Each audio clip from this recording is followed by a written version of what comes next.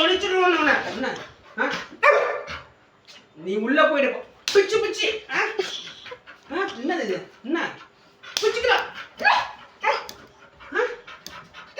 என்ன ஐயோ உங்க ஒரு சேவ் பண்றாங்களா அவரு ஓடி பண்ணிடுவாங்க நான் கையை அப்படி வச்சுட்டாங்க கையை வச்சுட்டாங்க நான் உன்னை விட மாட்டேன் நீ நான் நான் அப்படிலாம் பண்ண முடியாது நான் அடி